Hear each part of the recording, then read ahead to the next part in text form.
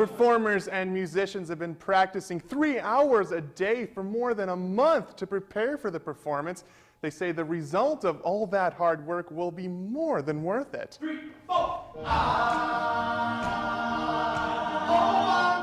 Astronaut and UND alum Karen Nyberg delivered today's graduation speech from outer space. Coming up on WDAZ News at 10, the community rallies around a former high school star battling leukemia. And quilts everywhere at the Alaris Center this weekend when WDAZ News at 10 continues. Most turkeys end up on the dinner table, but there's one turkey each year that gets a special pardon by President Barack Obama. Gas prices have been considerably lower than they were at the start and middle of summer. WDAZ's Michael Yoshida joins us live now with the details. Jurors entered into deliberation around 1:45 this afternoon, trying to decide if Valentino Pagola killed his cousins.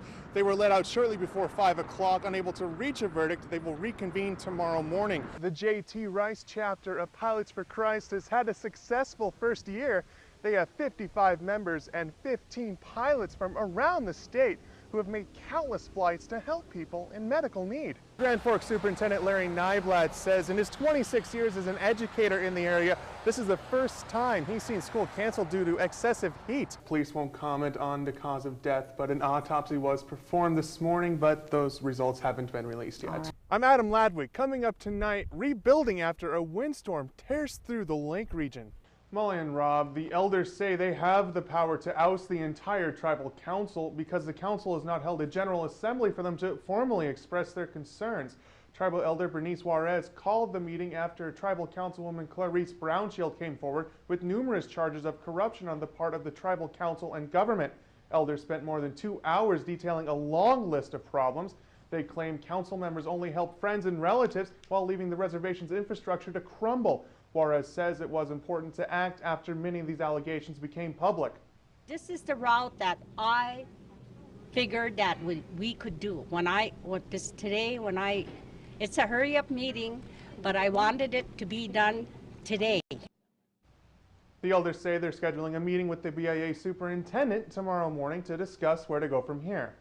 Adam, how likely do you think this is that the vote will hold up? Well, the vote is going to be challenged. I've spoken with several tribal members who say the elders have no legal right to do this, and of course the tribal council is going to have something to say about it. I asked Juarez how much of a struggle it would be to uphold the elders' vote, and she said that it's up to God to decide. Students say they're still in disbelief after the death of 16-year-old McCain Endries. Endries collided with a 4-door sedan while riding his motorcycle around 3 p.m. yesterday on the corner of 6th Street and 2nd Avenue North. Police say at the time he suffered non-life-threatening injuries, but Endries died late last night. The crash site has since become a memorial for Grand Forks Central students to remember him.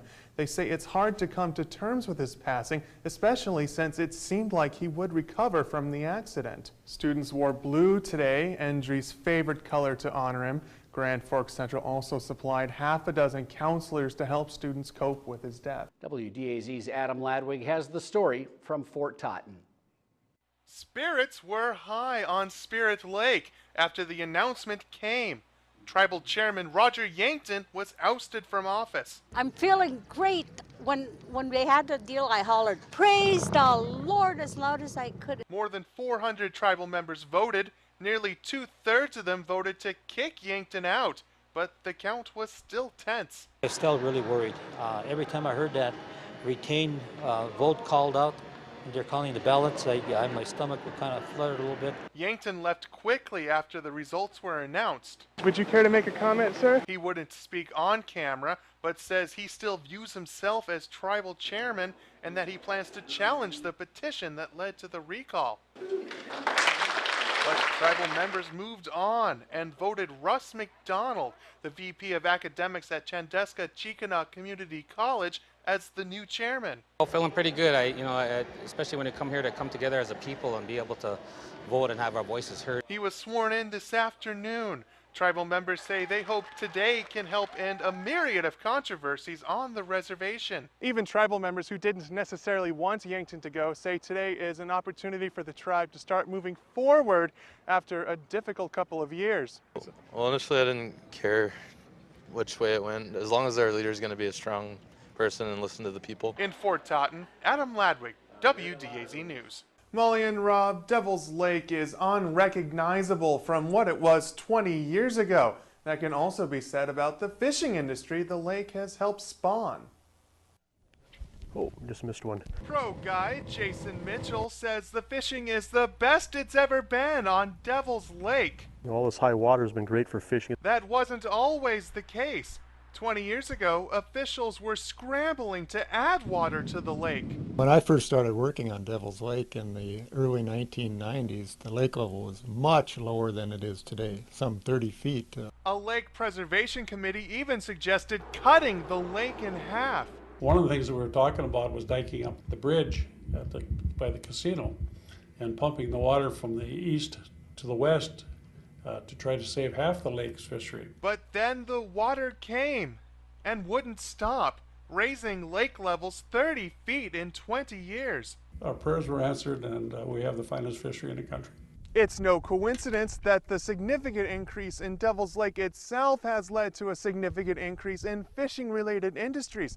Everything from fishing guides to lakeshore resorts have thrived in the last 20 years. The higher water makes for better and more fish habitat, which have helped guides like Mitchell flourish. Over time, that expanded from just the two of us guiding to, a lot of days now we'll run, up to 12 to 14 boats a day. And lakeshore sites like Woodland Resorts grow from humble roots. They had just a small restaurant in the basement of their house, and they had a few cabins, and they fed the hunters and fishermen right in their own home.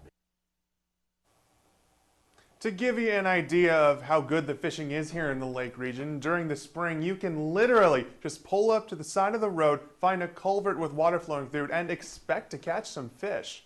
Wow. Well, that sounds good to a lot of us that like to fish, but how have the fish numbers, how have they been able to keep up with the expanding lake size? Well, a lot of the land that the lake is swallowing makes for a good spawning habitat. In fact, Devil's Lake used to be heavily reliant on stocking to keep fish numbers up, but that hasn't had to happen in several years. The Fort Totten Days powwow means tradition. Ever since I was growing up, I've been coming here. In 146 years, many people have shown their skills in the arena. For many, many years, I've come here and danced.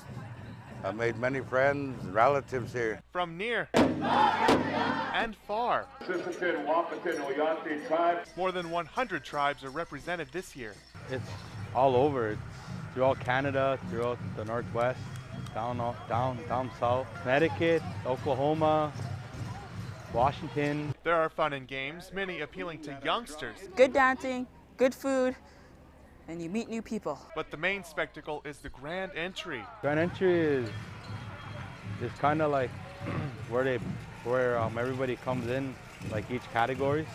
Everyone participates. First, you got your veterans and all that coming in. From elders to children. You get to show other people how you dance. Sharing their unique song and dance with anyone who will listen. Not only other tribes, but to all of the visitors that come. The dance is more than ceremonial. We don't refer to them as a dance costume.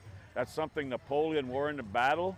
We call it a regalia. And carries incredible significance. It's not just something like a hobby, it's something that's part of our culture, universally, across the country, regardless of what tribe you is. Dancers and organizers say they're here in Fort Totten today to make sure that future generations will still be here celebrating the Native American culture. There was a time that our people weren't allowed to do these dances or ceremonies.